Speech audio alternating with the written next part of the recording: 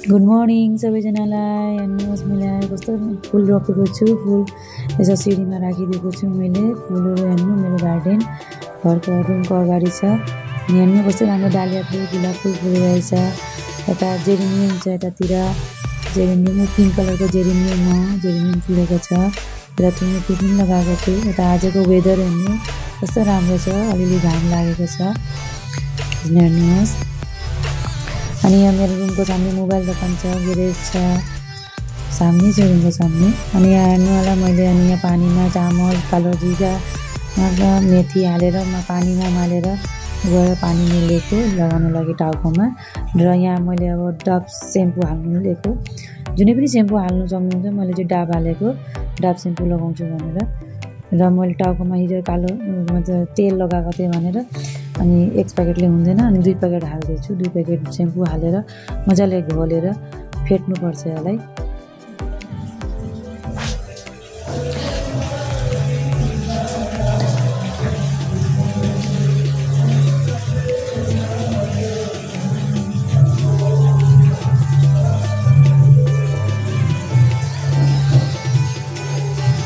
फेर्दा फेर्दा कसरी हुन्छ हेर्नु, यस्तो खाना हुन्छ। फेटेपछि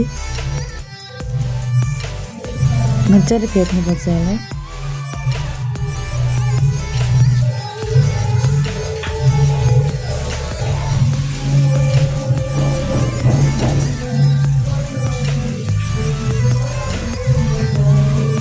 अब यहाँलाई लगाउनुपर्छ। अनि लगाएपछि मैले हेर्नु छतको माथि गएको थिएँ। छतको माथि मैले मुला सुकाएको छु, मुलाको अचार पकाउने भनेर। अनि यता हेर्नु अफर सुकाएको छु मैले। यो मेरो धरम बहिनीको सुकाउनु दिएको छ यहाँ। अनि यसो हेरिदिएको मैले अफर चाहिँ छतको माथि सुकाएको छु।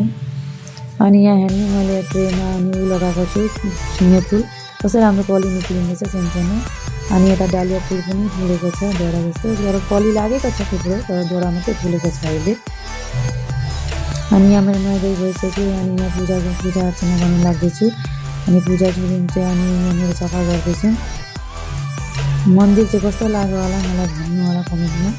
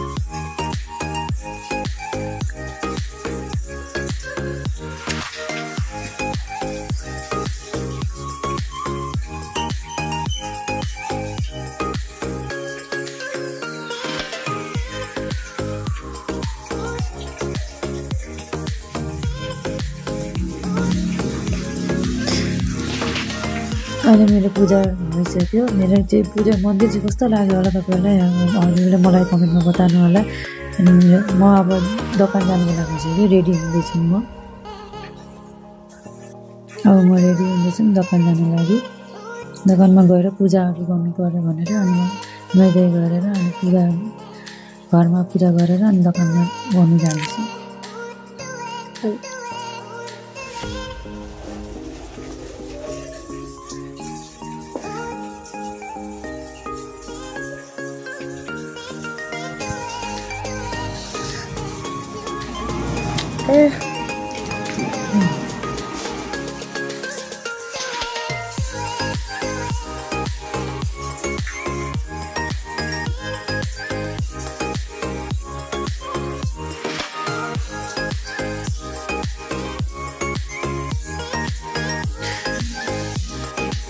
रेडी भइसक्यो। अब म जाँदैछु दोकानतिर।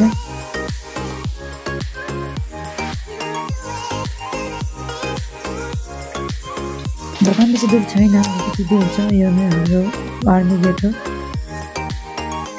मेन सेन्टर पुग्नु आँटिसक्यो।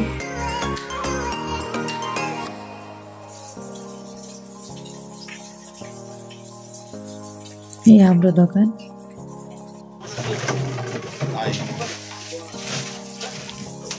हाई गरिदिनु यसो हाई गरिदिनु दाजु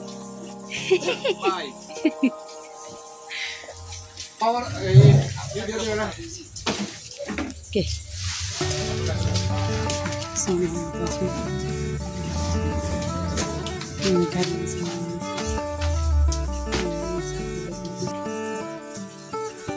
सामानहरू अनलक भएको छ यहाँ अहिले अब पानी लिन जाँदैछौँ हस्बेन्ड आउनुभएको थियो केही कामले अनि हिँड्नु पानी लिएर आउँ भनेर स्कुटीमा गएको अनि पानी चाहिँ नागमन्दिरमा जानुपर्छ नुहाउनुको लागि वहाँ राम्रो पानी आउँछ खाने पानी अनि हामीहरू पानी लिन जान्छौँ बोतल लिएर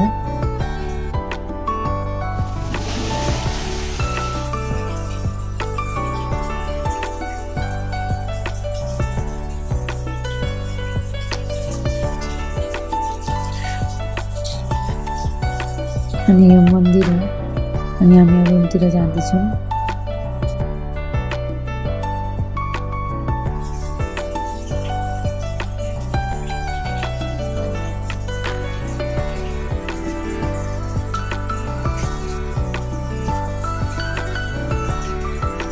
पानी आइसक्यो उहाँको भिजिसक्यो होला यहाँ पानी आएर झन् यो पानी भिजेपछि फटाफट अनि लिएर जानु पऱ्यो पानी लिएको चाहिँ अनि यसमा राख्नु पऱ्यो नागमन्दिरबाट लिएको पानी हामी यसरी लिएर आउँछौँ पानी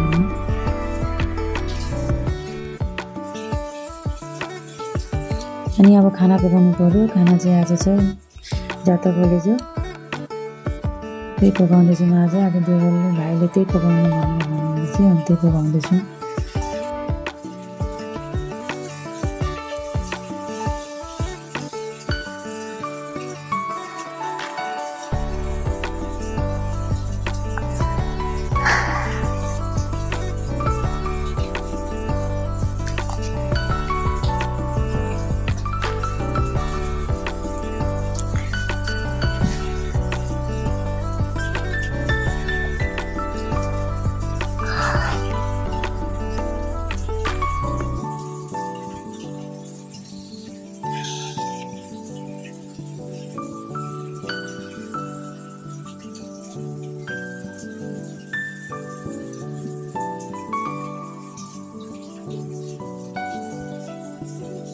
अनि मेरो आन्टी होइन त मैले पकाउने बित्तिकै पकाउँछु अनि सफा गर्छु पकाउँछु तपाईँको कसको यस्तो बसेको छ तपाईँ मलाई कमेन्टमा बताउनु होला र अनि यहाँ हेर्नु मेरो यो मासु पाकिसक्यो अनि आजको लागि यति नै बाई।